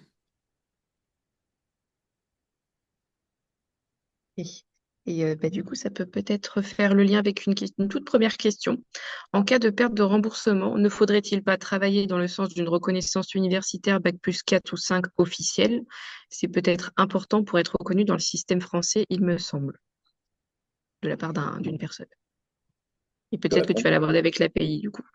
Alors, Je... non, non, non, je peux répondre tout de Non. suite. En fait, ça fait Ok. très longtemps qu'on essaie de faire en sorte d'obtenir une masterisation de la formation d'ostéopathe, ce qu'on appelle une universitarisation de la formation d'ostéopathe. Je dirais, ça fait bien 10 ans qu'on est sur le sujet et la réponse est inlassablement la même. Faites le ménage dans la formation et on en reparlera. Autrement dit, tant qu'on aura une formation ou une offre de formation dans laquelle il y aura ou il y a des hétérogénéités aussi grandes, on ne pourra pas avancer. Parce qu'aujourd'hui, en fonction de l'établissement où on se rend, il y a vraiment des grosses carences. J'ai encore appris aujourd'hui une école dans laquelle il y a des UE entières qui sont pas délivrées par l'école. Et donc, tant qu'on n'aura pas résolu, et c'est le sujet d'après, c'est l'autorité publique des ventes, tant qu'on n'aura pas résolu cette question d'une formation hétérogène dans laquelle on trouve le meilleur, et il faut bien le dire, le pire, on ne pourra pas obtenir une masterisation parce que l'université veut avoir affaire à des partenaires à peu près fiables. Ok. Dernière question qui relève des parties qu'on vient de voir. Il y en a d'autres qui vont concerner l'API, donc je les poserai peut-être à la fin si on n'a pas répondu à cette question-là. Avez-vous des appuis au sein du gouvernement ou des décidents dont les trois autorités qui ont sorti le rapport de lundi? Alors, les trois autorités, non. Euh, pour un tas de raisons, et la première d'entre elles, c'est que ce lien qui est en train de se créer de porosité étroite d'interpénétration étroite entre l'assurance maladie obligatoire et les complémentaires est quelque chose qui est assez nouveau. Et donc jusqu'à maintenant, on n'a pas considéré que c'était utile d'approcher ces cercles-là. Par contre, gouvernement, bah oui, on a des relais gouvernement, on a des relais parlement. Donc ça, on va les agiter. Et j'attends un rendez-vous là avec le directeur de la sécurité sociale. Donc c'est peut-être Séverine qui ira parce que j'ai fait cette demande quand j'étais président de l'UPO, où on ira ensemble. Mais l'UPO, en tous les cas, fait une demande de rendez-vous au directeur de la sécurité sociale pour aller lui exposer toutes ces questions sur tous ces arguments plutôt sur la fausse bonne idée que serait le déremboursement des soins ostéo. Étant entendu qu'on ne sait pas combien de temps va durer le gouvernement actuel. C'est ça. C'est ça. Très bien. Le reste, on va attendre que tu parles de l'API. Je pense qu'il y a des choses qui vont se recouper avec. Alors, cette autorité publique indépendante. Allez, vas-y. Alors, c'est effectivement à l'initiative de l'UPO, proposé ça l'année dernière en mai 2024. Donc, initialement, ça a été soutenu par le ROF et l'AFO, ce qui est plus. Il faut aussi. Oui, mais c'est plus totalement le cas pour le ROF. C'est l'idée d'un autofinancement et puis surtout l'idée majeure, et ça je pense que c'est lié à l'histoire notamment, enfin pas que lié à cela, mais lié à l'histoire de l'ostéopathie. On a quand même été reconnu, c'était grâce au soutien des patients. Oui. Donc là, l'autorité publique indépendante, elle sera tournée notamment vers la protection des patients. Ou tu veux rajouter peut-être quelque chose? Non, juste d'un mot sur la position du ROF aujourd'hui. Alors, le ROF a soutenu effectivement d'emblée, quand il y a un an, on a envoyé ce document très complet, hein. La proposition qu'on a envoyée au ministre, oui, c'était un ministre à l'époque, en mai 2024, c'était une proposition qui faisait 33 pages, je crois. Donc très très détaillée avec toutes les commissions, enfin tout le fonctionnement. Le ROF soutenait, et puis je comprends de leur communication qu'ils se sont un peu ravisés parce qu'ils voudraient que le système, et on va voir que c'est pas ce qui est prévu et pour des raisons évidentes, mais que ce qu'ils voudraient en fait, c'est un système dans lequel les dirigeants de la structure de régulation soient des dirigeants qui soient élus par la profession et ils ne veulent pas d'une API qui est un système encadré par une loi dans laquelle le président de l'API est nommé par le président de la République, puisque c'est une autorité publique indépendante et donc elle a un caractère administratif. Donc c'est pas un ordre en fait, et on va y revenir. On vous a fait une petite diapo pour faire une comparaison. Quelle est la différence entre un ordre et une API? Là, ça me semblait essentiel parce que c'est des questions qui reviennent sans arrêt sur pourquoi on ne pourrait pas faire un ordre et bon, quelle est la différence. Donc là, c'est assez simple, cette diapo, je pense elle explique ça parfaitement bien. L'API, elle est vraiment centrée sur le patient. C'est ce que je vous disais tout à l'heure. Je pense que est-ce que vous pourriez couper Il y a un micro qui n'est pas coupé. Oui, s'il vous plaît.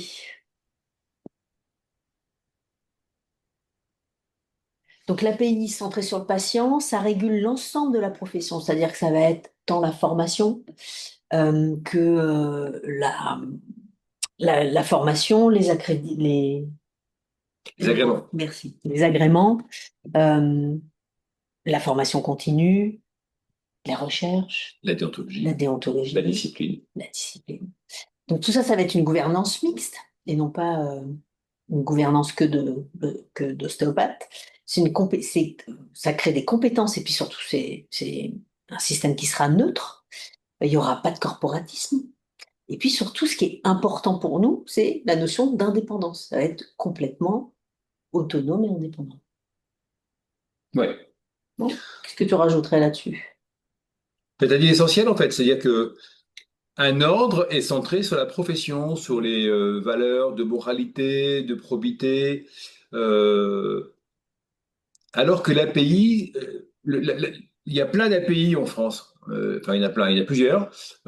Systématiquement, la vocation de l'API, c'est de veiller à la protection du consommateur. Alors, nous, le consommateur, c'est un patient, mais d'une manière générale, l'API veille à protéger l'intérêt du consommateur final. Et ça, je crois que c'est essentiel, parce que comme l'a dit Séverine en début, bah, c'est grâce aux patients qu'on est là, et on a toujours pensé que tant qu'on aurait le patient dans le viseur en termes de qualité des soins, on avancera. Le jour où on se repliera sur nous-mêmes dans un réflexe corporatiste, on sera à l'arrêt. C'est quand même un système qui permet de réguler l'ensemble de notre profession. Complètement. Complètement. Une Alors, seule entité, une seule structure qui permet de réguler cette entité. oui, alors que les ordres n'ont comme seule compétence que l'enregistrement des professionnels, le contrôle de diplôme évidemment, la déontologie et la discipline. C'est tout. Les ordres n'ont pas d'autres compétences que celles-là. Ils en ont d'ailleurs de moins en moins parce que ce ne sont pas des structures indépendantes et donc l'image qu'ils ont auprès des pouvoirs publics est en train de se dégrader. Par contre, quand on a proposé l'API il y a un an, ça a été très bien reçu. Accueilli, Ouais. ouais. J'enchaîne. Ouais. Oui, ça c'est juste pour parler de comment ça va être organisé avec les délégations, des missions des autorités. Ça deviendra c'est ça l'idée, c'est qu'il n'y ait qu'un seul interlocuteur avec l'État. Alors qu'à l'heure actuelle, si on crée un ordre, il y aurait l'ordre, d'autres entités. Je pense qu'au moins ça ferait une centralisation et que ça serait beaucoup plus simple pour notre profession, parce que c'est ce qu'on souhaite quand même depuis des années. Hein. Ouais. Et qui deviendrait l'interlocuteur pour l'autorisation des exercices, les établissements de formation, ce que je vous disais tout à l'heure, hein, des formations initiales et continues, euh, et puis justement des patients en cas de manquement des professionnels, parce qu'à l'heure actuelle, ça n'existe pas vraiment. Non, ça n'existe pas du tout. Aujourd'hui, le patient qui veut référer un comportement inapproprié, c'est le juge. Enfin, c'est d'abord la police et puis après, c'est le juge. Et là, il y a vraiment une dimension extrêmement importante. C'est que l'API, c'est le centre, c'est l'organe régulateur de l'ensemble de l'écosystème, en fait, de la profession. Et donc, oui, c'est vraiment super intéressant. Pardon. On y croit, quoi. Un mot, on y Oui, croit. on est dessus depuis 1 an et demi. Donc, Ouais. C'est ça. J'enchaîne. ouais. Je crois qu'après, c'est à toi. C'est un aspect un peu plus technique. Non, non, non, pas tant que ça. Je me trompe pas, ouais, c'est bon. Alors, objectif, c'est vraiment centré compétences, en fait. Hein. Faut bien comprendre que euh, l'API, elle est hyper centrée sur la qualité des soins en ostéopathie, en ayant toujours, au bout du bout, l'intérêt du patient en ligne de mire. Et donc, la compétence des praticiens, les bonnes pratiques, les connaissances, la déontologie, tout ça, en fait, c'est la même thématique déclinée sous différentes... Oui, la recherche aussi. et la recherche. Mais ça, c'est Tu veux- les connaissances là. L'émission, donc c'est enregistrer, tu veux. Non, L'émission, c'est enregistrer les professionnels. C'est-à-dire que ce ne serait plus les ARS qui enregistreraient, ce serait l'API. Ce qui est extrêmement intéressant, alors notamment, enfin, évidemment pour tous les praticiens qui ont un diplôme français, mais surtout pour tous les praticiens qui viennent de l'étranger, qui veulent obtenir l'autorisation d'exercer en France. Et aujourd'hui, les ARS, c'est un vrai bazar parce qu'en fait, en fonction des ARS, eh ben, le traitement il est très variable. Et un Belge ou un Portugais qui veut venir en France, ben, il va pas être traité pareil s'il va à Bordeaux, s'il va à Paris ou s'il va à Lille. Et ça, c'est un vrai sujet. L'API contrôlerait la formation initiale, donc les écoles d'ostéopathie, les 30, et continue, parce qu'aujourd'hui, formation continue, on voit bien quand même qu'il y a un vrai sujet. Euh, Favoriser l'évaluation des pratiques, des modèles, des connaissances, recommandation de bonne pratique, une déontologie. Et pour ça, bah, il y a un collège. Donc le collège, le président est nommé par le président de la République et le président du collège nomme les membres du collège qui sont à parts égales des ostéopathes et des personnes des ministères. Donc santé, éducation, HAS, les ARS, l'enseignement supérieur, enfin tous les ministères qui gravitent autour de l'ostéopathie sont représentés au sein de ce collège et puis les membres de la profession pour parts égales. Et comme le président il a double voix en cas de partage des voix, eh ben c'est pas les ostéopathes qui ont plein pouvoir et c'est extrêmement sain et ça évite toutes les dérives corporatistes. Et tout à l'heure, à un moment, j'ai eu un petit blanc dans mon film, mais on parlait d'ordre et de corporatisme. Quand on lit le rapport de la Cour des comptes de 2021 sur l'ordre des médecins, c'est un rapport au vitriol et notamment sur le fait que l'ordre des médecins, très souvent, ne donne pas de suite quand il y a des plaintes de patientes pour des comportements sexuellement inadmissibles, on va dire. Et donc souvent, c'est géré en interne, on va dire. Et ça, typiquement, auprès de l'API, ça va pas être possible, puisqu'on a une gouvernance mixte et donc une parfaite indépendance par rapport à tout ça. Donc un collège qui pilote l'API, qui crée des commissions scientifiques, ben, on va le voir après, et puis évidemment des personnels administratifs. Et donc les commissions, bah, c'est une commission qui gère les diplômes, une commission qui gère les diplômes étrangers, une commission qui gère les demandes d'agrément des écoles d'ostéopathie, une autre pour la formation continue, une commission scientifique, puisque l'objectif de l'API, c'est aussi de pouvoir stimuler la recherche scientifique, et y compris d'un point de vue financier, puisque l'API aura un budget Formation qu'elle pourra allouer. professionnelle, je sais plus, il y avait l'autre fois. Coupez vos micros. Ouais, il y a un micro qui est actif là. L'API aura les moyens de financer de la recherche, une commission qui gérera les comptes, une chambre disciplinaire et puis une commission déontologie. Intérêt beaucoup. Et donc, bah, il y a toujours plein de questions, je pense, parce que je vois qu'il y en a C'est ça. 57 dans le chat. Alors, il y a des remarques, mais il y a aussi, voilà, par exemple, comment est financée une API? Très bonne question et ça devrait être dans le diaporama, Oui. pardon. Je parlais la Mais dernière fois. pour ne rien vous cacher, le diaporama a été fait cet après-midi parce que bah, le rapport du H3C hier nous a quand même pris. Perturbé. Voilà, il a fallu qu'on analyse un peu quand même pour pouvoir vous parler. Euh, L'API est autofinancée. Elle est autofinancée par les cotisations des ostéopathes qui devront s'enregistrer à l'API. Et on a calculé à 200 euros par an la cotisation que les ostéopathes devront verser à l'API. Alors, c'est 100 euros pendant 3 ans. Et ça, c'est les premiers calculs qu'on a fait. 100 euros 3 ans, et puis après, ça monte à 200 euros. À titre de comparaison, j'ai parlé avec une avocate hier, qui paye 3500 euros par an de cotisation à l'ordre. Bon, 200 euros, je pense que c'est possible. Les écoles d'ostéopathie paieront une cotisation annuelle pour être enregistrées en tant qu'établissement agréé et une cotisation exceptionnelle tous les 5 ans pour pour que le dossier soit instruit par l'API. Donc il y a une cotisation à la fois annuelle et puis quinquennale. Pareil pour les établissements de formation continue qui devront payer une cotisation annuelle pour être référencés, puis une cotisation à chaque fois qu'ils demandent l'agrément. Euh, et puis c'est tout. Voilà. Et avec ça, nos premiers calculs nous donnent un budget annuel d'à peu près 5 ou 6 millions d'euros qui permettrait de mener des actions tout à fait utiles pour la profession. Ok. Alors, il y a des petites remarques associées. Ça vaut le coup de payer plus si cela nous sort des orties. Ah, c'est joli. Euh, C'est joliment dit. Voilà. Après, une autre remarque intéressante, les retours que j'ai des paramédicaux ayant un ordre récent, les infirmières en tête notamment, sur leur ordre ne sont pas fameux, ça peut être plutôt pour l'API. Donc, comme quoi. Confirme. Je confirme. Mm. Et, bah, juste pour la petite histoire, l'ordre infirmier a été créé en 2006. Et très très vite, la question de le supprimer a été posée parce que ça a été un vrai échec. Ça l'est moins maintenant. Ils ont réussi à se remettre un peu sur les rails, mais c'est quand même pas une grande réussite. Et ce que je peux vous dire aussi, c'est que les pouvoirs publics ne veulent plus des ordres. Ils en peuvent plus pour toutes les raisons qu'on a partagées tout à l'heure.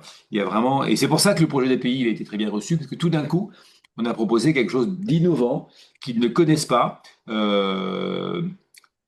Et je crois qu'au fond, ils veulent essayer. Ok. Pouvez-vous faire une communication publique sur ce projet de l'API? Cela devrait sensibiliser beaucoup de Français. Alors, quand on entend par public, est-ce qu'on entend médiatique? Parce que le public, là, c'est accessible à chacun. Ouais. Ça sera sur les sites. Oui, médiatique, oui. Ouais. Alors, on a voulu communiquer publiquement, médiatiquement sur l'API. Ça intéresse pas beaucoup les journalistes. Parce que c'est un peu technique, c'est un peu la profession qui s'intéresse à elle-même. Et pour l'instant, c'est pas un sujet sur lequel on a réussi à accrocher les journalistes. Donc oui, on voudrait bien le faire. De toute façon, maintenant, les kinés connaissent le projet et sont vent debout contre. Donc voilà, ça c'est fait.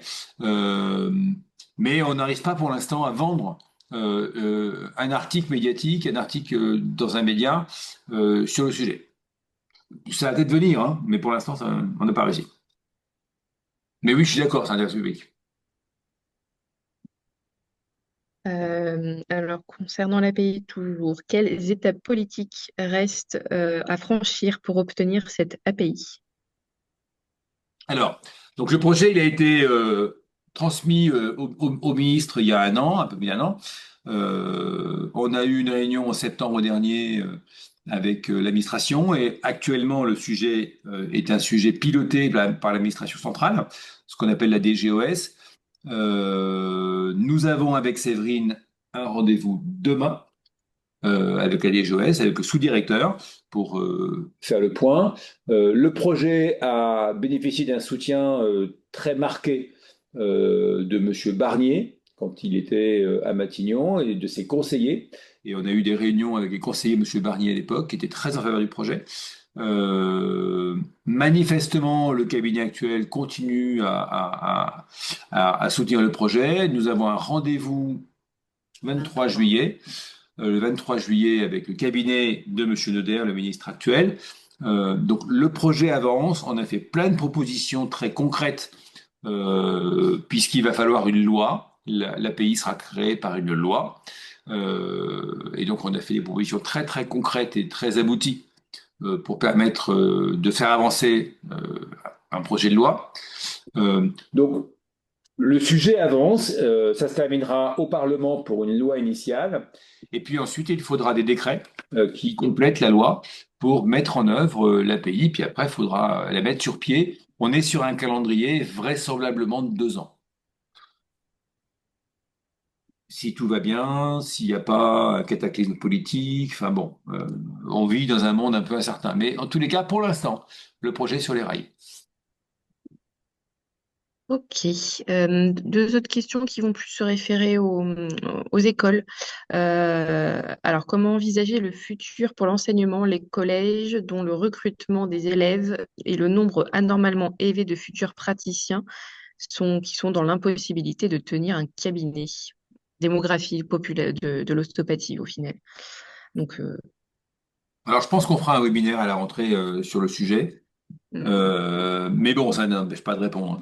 Euh, alors, d'abord, on est en train d'assister à une autorégulation de la formation, puisque cette année, pour la troisième année consécutive, le nombre d'inscriptions et le nombre de demandes d'inscription dans les écoles est en diminution très sensible. Là, je pense qu'en cumulé, on est à 50% de moins de demandes d'inscription dans les écoles aujourd'hui.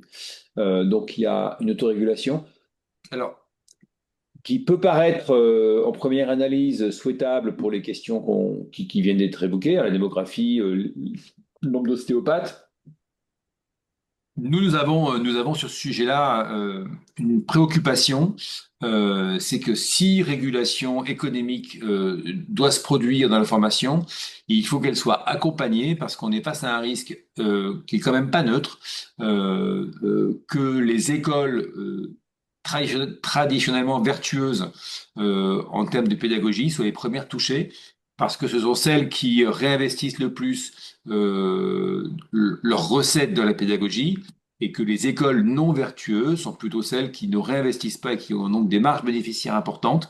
Et j'avais fait une étude, moi, en 2021, alors non publique pour des raisons que vous allez comprendre, mais je suis membre de la commission d'agrément, et je m'étais amusé à regarder s'il existait une corrélation entre les marges bénéficiaires des écoles qui perdaient l'agrément, enfin, je reformule. Est-ce qu'il y avait une corrélation entre le fait pour une école de perdre l'agrément en juillet 2021 et le fait d'avoir des marges bénéficiaires importantes?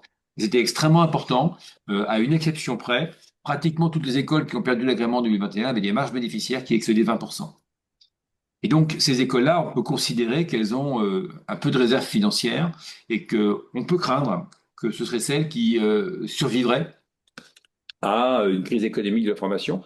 Ça, c'est un premier niveau de préoccupation. Le deuxième, c'est que si on a un freinage brutal de l'entrée dans les écoles, on va avoir un freinage brutal aussi de la qualité des jeunes qui vont entrer en première année. Et si les jeunes qui rentrent en première année sont pas des jeunes bien formés, mais éduqués, bah, il y a des chances qu'à la fin des 5 ans, ils soient pas non plus très très bons. Donc voilà, on a un sujet qualité de la formation et qualité des futurs ostéopathes qui se posent dans dans cette correction économique de la formation. Donc bon, mais malheureusement aujourd'hui, et c'est peut-être aussi une question sous-jacente, il n'existe pas d'outils juridiques qui permettent de mettre un numerus clausus ou un quota sur l'entrée dans les écoles. Donc on est un peu limité en termes d'outils aujourd'hui. Et c'est pour ça aussi que l'API, c'est un projet important, parce que l'API, en faisant des contrôles dans les écoles, parce que c'est aussi dans ses missions, des contrôles in situ, pourra peut-être relever des manquements graves qui aboutiront à des fermetures d'écoles. Et ce serait une façon plus intelligente de réguler la formation que de laisser le marché faire. Tout à fait. Après, sur une autre question par rapport au décret, les écoles doivent se référer normalement au décret. Pourquoi ce n'est pas toujours le cas, malgré qu'ils accueillent toujours des étudiants? Ah là là. Je Vous sais, avez mais 2 heures? c'est pour ça, j'étais pas sûre de te poser la question, mais elle est Si, importante. il faut la poser, mais Bien sûr, elle est importante. le problème des décrets, c'est qu'ils sont bien faits, ils sont complets, ils sont détaillés, mais ils ont un grand déficit, c'est qu'ils ne prévoient pas, ils ne permettent pas de contrôle de conformité dans les écoles. Ça avait été une demande qu'on avait formulée en 2015. On nous avait promis à l'époque qu'il y aurait des contrôles de l'IGAS dans les écoles. Et puis finalement, le cabinet, alors je ne sais plus qui était ministre à l'époque, mais était revenu sur la décision. Donc comme il n'y a aucun contrôle, les écoles ont très bien compris que s'il n'y a pas de contrôle, ben, elles font ce qu'elles veulent, et que s'il y a des grosses différences entre le dossier de demande d'agrément d'une part et ce qu'elles font dans la vraie vie dans l'école d'autre part, ben, c'est pas grave en fait parce que personne ne contrôle. Donc on peut raconter une belle histoire dans le dossier, personne ne pourra s'en apercevoir. Et donc aujourd'hui, on a cette difficulté-là. Puis il y a une deuxième difficulté, c'est que même quand on identifie des incohérences dans les dossiers et qu'on demande au ministre de retirer l'agrément aux écoles, comme ça a été le cas en 2021, les écoles font beaucoup de lobbying derrière et à la fin du mois d'août, le ministre revient et rend l'agrément à tout le monde. C'est aussi pour ça qu'on veut une API, parce qu'on veut sortir le sujet de l'agrément de l'influence politique et faire en sorte que les écoles ne puissent plus faire un lobbying auprès du décideur pour obtenir le retour de l'agrément. Donc tout ça explique aujourd'hui qu'il y a des écoles, et j'ai encore eu hier et aujourd'hui des informations désespérantes sur une école. Tout ça explique en fait pourquoi on a encore des écoles qui ne respectent pas les règles mais qui sont toujours autorisées à exercer. Très bien. Une dernière question sur l'API, et puis après, enfin, j'ai trois autres questions et je pense qu'on Et après pourra on va peut-être conclure mettre à parce qu'il est terme. 9h30. C'est ça. Dernière question, alors forcément, tu as parlé numerus clausus. Contrôler le nombre de diplômés comme un numérus sur clausus serait possible avec une API ou pas? Et je dirais même, est-ce que c'est souhaitable ou pas? Alors possible, non. En tous les cas, bon, je vais essayer de faire vite. Euh, les écoles d'ostéopathie sont des entreprises privées, donc elles relèvent de la liberté d'entreprendre. Pour qu'on puisse limiter cette liberté, il faut, d'un point de vue juridique, ce qu'on appelle des motifs impérieux d'intérêt général. C'est le phrasé de la règle. Dans les motifs impérieux d'intérêt généraux figure le fait pour un État, et c'est le seul angle qu'on pourrait imaginer, figure le fait pour un État de veiller à l'équilibre des comptes sociaux de la nation. Autrement dit, ce qui a permis à l'État français de limiter le nombre de médecins, de kinés, d'infirmiers, etc., c'était le raisonnement consistant à considérer que plus on formerait de médecins, plus on formerait de prescripteurs, qui prescrirait de plus en plus de médecins et de soins, et que si on limitait le nombre de médecins, eh ben, on aurait un effet mécanique sur les dépenses d'assurance maladie. Et en ayant ce raisonnement, l'État français pouvait justifier du fait qu'il limitait l'accès à une profession de santé en particulier, donc pour les médecins, pour les kinés, etc. Comme nos soins ne sont pas remboursés par l'assurance maladie, aujourd'hui, il n'y a pas de possibilité d'invoquer ce mécanisme pour justifier une restriction à une liberté d'entreprendre pour une école. Et donc, si aujourd'hui le ministre disait à une école, peu importe d'où, qu'elle ne prend plus 100 étudiants en première année, mais 50, par exemple, l'école lui ferait un procès et aurait toutes les chances de gagner.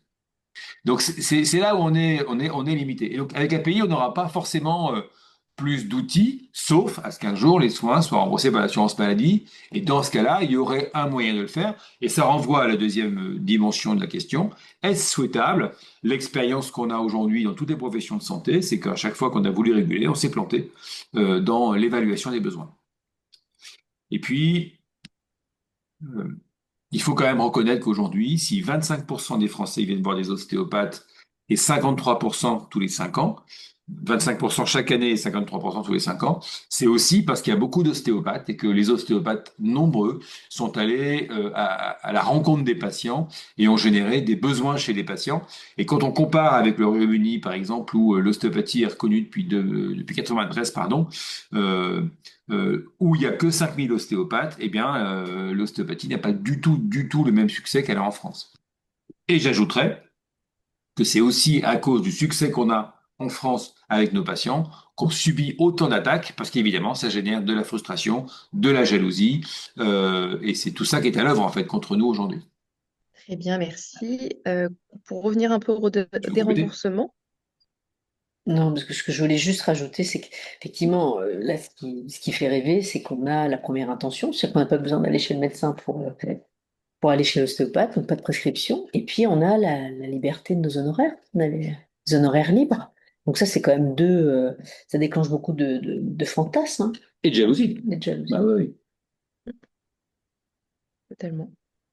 Donc pour les remboursements, pour revenir au déremboursement, concernant les ordres professionnels contre nous, savez-vous si la base des professionnels de leur ordre est du même avis que eux? C'est une Et très si ce bonne n'est pas le question, cas, hein. ouais. Et si ce Ouais. n'est pas le cas, est-ce que ça pourrait être enfin, une source de motivation pour faire signer la pétition? Alors, c'est une très bonne question et merci de la poser. Euh, c'est un point qu'on n'a pas évoqué. Il y a un énorme décalage entre ce que pensent les praticiens sur le terrain et tous ici, on a l'expérience de collaboration fructueuse avec les médecins, les kinés, les sages-femmes, tout le monde, et ce que pensent les dirigeants. Et on est vraiment, je faisais une analogie l'autre jour qui n'était pas très heureuse, mais on est vraiment dans ce décalage extrêmement important entre la base et les dirigeants prennent des décisions dont on peut penser que la majorité de la base désapprouve. Et ça nous a conduit à imaginer à l'UPO d'écrire à toutes les sages-femmes de France pour leur expliquer qu'en fait, il y a un vrai niveau de preuve scientifique sur la pédiatrie. Bon, on l'a pas fait parce que c'est quand même un peu habillé, et puis parce que c'est un gros boulot et qu'on n'avait pas les ressources humaines pour le faire à ce moment-là. Mais l'idée n'est pas lâchée. Donc oui, oui, on pourrait faire ce genre de démarche parce qu'il y a un gros décalage et on pourrait prendre à contre-pied l'ordre des sages-femmes, par exemple, qui a signé comment j'appelle ça? Bon, allez, je vais rester poli. Cette tribune sur l'Express. Oui, il y en a même qui disent gros décalage, même certains orthodontistes conseillent un suivi ostéopathe. Enfin bon, voilà, Ah oui, oui, oui. la pluridisciplinarité qui existe, hein, bien sûr. Et ça, c'est notre Euh, réalité du quotidien, ça. Mais bien sûr. c'est ça, exactement. Pour revenir sur d'autres choses, alors, qu'est-ce qui me reste comme question? Quelle serait la date potentielle approximative à laquelle nous serons fixés sur ce potentiel des remboursements? Alors, très bonne question aussi. Donc le budget de la Sécu 2025, il est voté. Et maintenant, on va commencer à se discuter le budget de la Sécu 2026.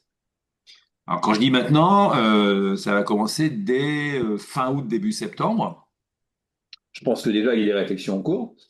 C'est pour ça qu'il faut qu'on soit très proactif et qu'il faut qu'on ait cette pétition qui cartonne rapidement. Parce que nous, on va être dans les starting blocks. Enfin, pour être transparent, je suis en vacances après-demain. Euh, je pense que les vacances, elles vont être occupées, les aussi, hein. Bienvenue au club. Non, non, je pense qu'on va passer l'été à fourbir les armes pour la rentrée, parce qu'il faudra être prêt à la rentrée, à aller faire du lobbying partout, à s'exprimer, à développer les arguments, parce que c'est là que ça va commencer à se discuter. Donc il faut tuer le sujet très vite. Donc on sera fixé pour répondre concrètement avec le vote du PLFSS au mois Merci. de décembre. Mm. S'il n'y a pas de remaniement ministériel, s'il n'y a pas de censure, s'il n'y a pas de dissolution, etc. Tout se Sans passe bien. surveiller vos mails, parce enfin, surtout le SFDO, vous allez leur écrire. Il y a quelques propositions Oui, qui vont alors arriver. je ne connais pas la proportion de membres du syndicat là, qui sont avec nous ce soir, mais de toute façon, ce webinaire va être revu en replay. Mais effectivement, les membres du SFDO, surveillez bien les mails parce qu'on va rapidement, je pense, vous envoyer un mail avec un projet de courrier à envoyer à vos députés sénateurs. Ouais. Voilà, c'était une des questions qui venaient par la suite. Comment se tenir au courant des conclusions qui seront tirées des rendez-vous avec ces décidants, en général, qu'on a pris rendez-vous, et est-ce qu'on communiquera là-dessus? Alors, on va communiquer, oui, plutôt sur les canaux internes, c'est-à-dire notamment notre newsletter par mail, parce qu'il y a des choses qu'on ne veut pas publier de manière trop visible pour des raisons évidentes, parce qu'évidemment, on a beaucoup de personnes qui sont pas, voilà, qui nous attendent. Une Mais dernière question. nos membres vont être informés. Oui. Oui. Et puis, on va partager sur les réseaux aussi, de toute manière, je suppose, à ce sujet. Donc, voilà. Dernière question. Donc, le partage du titre d'ostéopathie avec les professionnels de santé n'est-il pas un frein au développement de la profession, à la fois sur la qualité de la formation et sur la confusion que cela entraîne? L'ostéopathie ne doit-elle pas devenir une profession à part entière pour pouvoir être réellement prise au sérieux? Oh, il y a plein de questions ou plein de sous-questions dans la Sous-jacente. question. Ouais. Alors d'abord, c'est une profession, l'ostéopathie, réglementée, comme on l'a vu. Euh, du fait de l'histoire de l'ostéopathie, il y a des personnes qui ont deux professions, voire trois. Moi, je connais un ostéo-kiné-podo. Euh, et le principe de la liberté d'entreprendre qu'on a évoqué il y a 5 minutes bah, fait obstacle, en tous les cas, c'est l'analyse qu'on fait, à ce que quelqu'un qui a deux diplômes puisse s'enregistrer auprès de deux autorités compétentes et puisse exercer deux professions. On peut très bien être médecin et architecte. Il y a quelques limitations à ça. On ne peut pas être médecin et pharmacien dans la même commune, pour des raisons un peu évidentes. Mais euh, on ne peut pas interdire à quelqu'un qui est à la fois kiné et ostéo, à la fois médecin et ostéo, d'exercer deux professions. Donc on a cette limitation là-dedans. Oui, je suis d'accord avec la question et cette situation nous pénalise. C'est le poids de l'histoire, l'histoire de l'ostéopathie qui s'est construite sur la médecine et la kiné. Je tiens à rassurer quand même le nombre de kinés également ostéopathes est doucement en train de diminuer. Le nombre d'étudiants médecins qui veulent devenir ostéopathes est en train de drastiquement diminuer. Et donc, petit à petit, les choses se clarifient. Elles se clarifient d'un point de vue démographique. Aujourd'hui, il y a 40 000, et Jérôme nous écoute et il nous a filé un bon coup de main pour tirer les chiffres. Il y a 40 000 ostéopathes inscrits sur le fichier RPPS. Il y a à peu près 18 500 ostéos exclusifs et à peu près autant d'ostéos également, médecins, kinés, etc. Alors, vous allez me dire, mais ça ne fait pas 40 000, parce qu'en fait, sur les 40 000, il y en a à peu près 15% qui sont inscrits sur le fichier RPPS, mais qui n'exercent pas. Donc voilà les ordres de grandeur. Pour mémoire, en 2008, on devait être 4 000 ostéopathes exclusifs pour 11 000 ostéopathes en tout.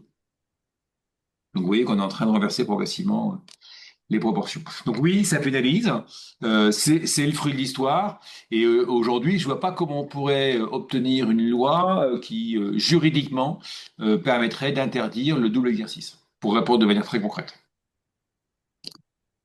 Je regarde là, mais c'est là qu'il faut regarder en fait. Mais mon regard est attiré par mon écran ordinateur, alors qu'en fait, c'est la caméra qui est là que je dois regarder. Pardon si je ne vous regarde pas. Tiens, alors, je ne suis pas sûre de ma réponse, mais je voulais répondre à une réponse d'une personne. Est-ce qu'il existe un site où toutes les études ostéopathiques sont regroupées? Pour moi, il n'en existe pas parce qu'on manque de ressources humaines à ce sujet et que c'est pas simple. Mais ce serait une super initiative, comme le suggèrent certains. Donc, on est d'accord que ça n'existe pas. Alors, on va s'arrêter une seconde là-dessus. Ouais. L'UPO, depuis maintenant quelques mois, finance un chercheur pour qu'il fasse progressivement l'état de l'art et qu'on puisse avoir un espace sur le site de l'UPO où on recense tous les travaux scientifiquement sérieux. Donc c'est une super idée Excellent. et on l'a eu. Donc oui, non, c'est en train de se faire. Et on la finance tous les mois. Et on la finance tous les mois, oui. Alors, on la finance petit, hein, parce que, pour les raisons que j'ai évoquées, mais tous les mois, on a un bout du budget de l'UPO qui part sur un chercheur pour qu'il puisse progressivement recenser ce qui est sérieux en termes d'études. Et qu'on ait effectivement un endroit pour le rendre disponible. Niveau question, c'est terminé. Il y a juste une suggestion. Donc, une personne qui dit que son mari est à la CGT et en discutant du webinaire, il demande si on s'est rapproché des autres syndicats, comme la CGT par exemple, où la question étant aussi politique, nous trouvons peut-être du soutien, ou du moins du moyen et des relais médiatiques par ce biais. Voilà.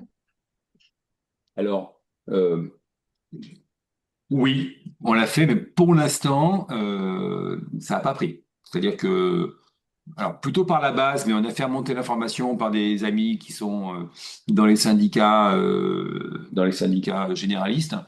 Et pour l'instant, ça répond pas. Mais par contre, si le mari de l'ostéopathe qui nous écoute a des liens et des contacts, je suis preneur, ou on est preneur, pardon, parce que ce sera vraiment utile si on pouvait les contacter. Parce qu'en effet, les acheteurs, comme on l'a dit, les acheteurs de contrats veulent de l'ostéo, et je pense qu'ils ne seraient pas d'accord avec le déremboursement. Très bien. Donc, je suis preneur de contact. Je me permets juste de mettre mon micro, du coup, Philippe. Je te contacte comment pour te donner les contacts? Ce que j'allais dire. Alors, je sais pas qui me parle en fait. Ouais, c'est ça, mais Alors, attendez, pour voir. Clara. Pardon, Clara. c'est Clara. Tu peux le mettre dans le chat sinon. Sinon, Anaïs le met dans Ah le chat. oui, Ouais. mets-le dans le chat. Je mets ton adresse du coup, Philippe. Ouais. Voilà. Servat-fr. C'est bon, c'est envoyé. Eh bien, écoutez, si vous n'avez plus de questions, Plus de questions, mais beaucoup de remerciements pour tout ce qui a été fait comme travail, que ce soit pour la pétition, l'API et tout ça. Donc voilà, tout au long de la présentation. eh ben avec plaisir, parce que ouais, c'est vrai que c'est dense, mais bon. On y met du cœur, en tout cas. Et puis on croit qu'on va y arriver, Oui, c'est ça. C'est vrai. surtout avec votre soutien, notamment sur la pétition. Maintenant, on a un fort élan vital. Oui, absolument. Merci d'avoir été là, en tous les cas, toutes et tous, hein, parce que c'était sympa de vous avoir ici. Puis on en refera d'autres des webinaires, parce que je pense que c'est une bonne façon de communiquer. Donc voilà, merci d'avoir été là, puis à bientôt. Ouais. Merci de votre présence et de votre soutien. Merci beaucoup. Au revoir. À bientôt. Bonne À été. bientôt.